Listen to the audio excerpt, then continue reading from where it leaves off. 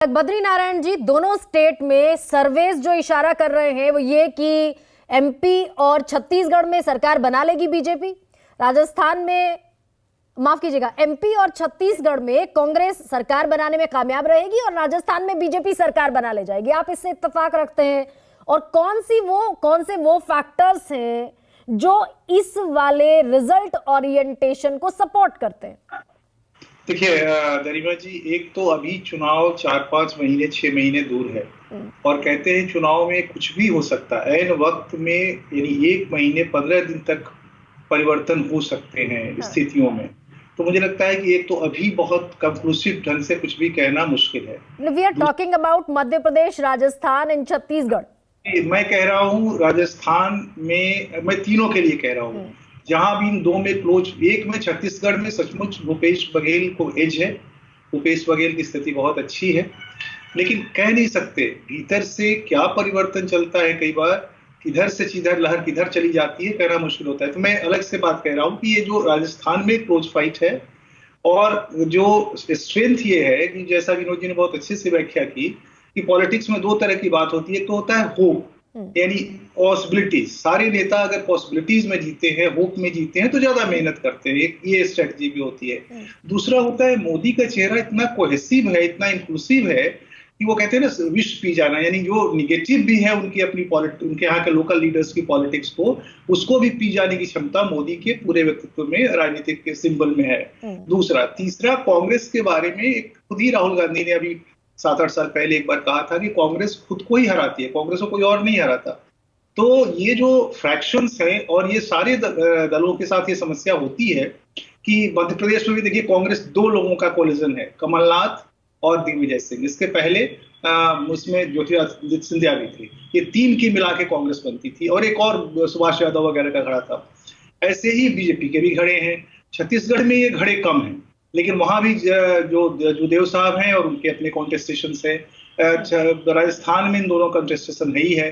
देखना है कि कितने अच्छे से, जो अभी अच्छी बात कही विनोद जी ने, कितने, या शायद शमशाद जी ने कही कि इलेक्शन को कौन इतने अच्छे से मैनेज करता है और इस तरह के अंतर विरोधों को नहीं उभरने देता है। और इसमें एक और बात गरिमा जी बहुत महत्वपूर्ण है इन तीनों चुनावों में, जिसको हम लोगों ने इग्नोर किया, कि वो ये जो वोट कटवा जिनको कहा, यानी BSP Samajwadi party in Madhya Pradesh, BSP in Rajasthan and Madhya Pradesh, यानी छत्तीसगढ़ ऑल्सो, ये अगर वोट काटने की शक्ति इनकी बढ़ गई तो चुनाव में बहुत दूसरे तरह के परिवर्तन भी हो सकते हैं।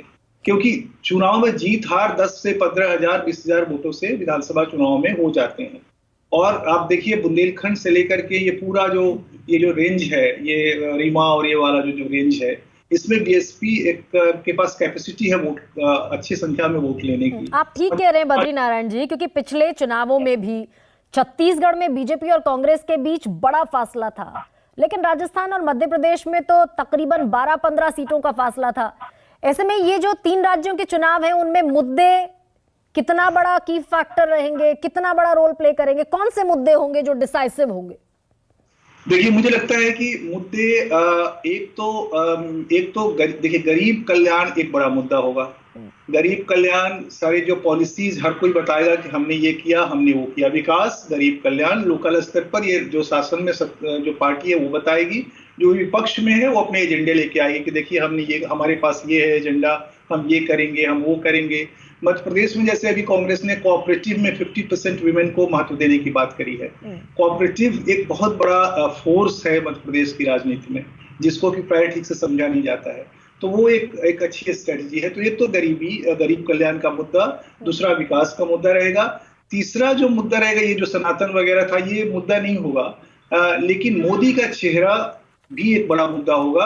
और इन स्थानीय नेताओं को जो शासन में है, एंटी इनकम्बेंसी, और उन एंटी इनकम्बेंसी को पीने की शक्ति यानी बीजेपी के पास में, मोदी के पास है। कांग्रेस में वो उनके नेशनल लीडर्स के पास नहीं है। उनके लोकल लीडर्स को ही अपनी पक्ष और अपना विपक्ष झेलना होगा, उनको ही अपने विष और अपने अमृत झेलना होगा। अच्छा, यहाँ से क्योंकि आपने मोदी के चेहरे का जिक्र किया, तो एक और सवाल ये भी बनता है कि मोदी के चेहरे पर चुनाव लड़ा जाना बीजेपी को एज देता है।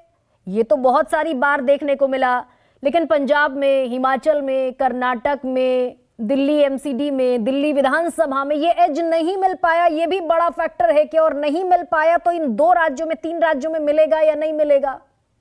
गरिमा जी, क्या होता है, ये जो एज होता है किसी भी एक नेशनल लीडर का, वो इस पर डिपेंड करता है कि फ्रैगमेंट्स कैसे मिल करके होल में बदल जाते हैं। यानी इन छोटी छोटी नेताओं का, स्थानीय नेताओं के जो अपने सिंबॉलिक इंपैक्ट है, वो मोदी के इंपैक्ट के साथ अगर कोहेसिवली मिल जाते हैं तो एक बड़ा इंपैक्ट खड़ा होता है। अगर नहीं मिलते हैं, एक दूसरे को कॉन्ट्रडिक्ट करने लगते हैं, तो फिर निगेटिव इंपैक्ट होता है।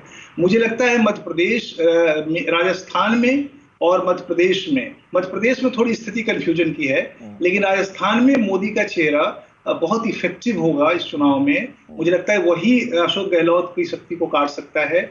और मध्य प्रदेश में मुझे लगता है कि अगर ठीक से इलेक्शन मैनेज कर ले गई बीजेपी तो इसका फायदा उनको होगा। छत्तीसगढ़ में एक ही शक्ति है और वो है मोदी का चेहरा।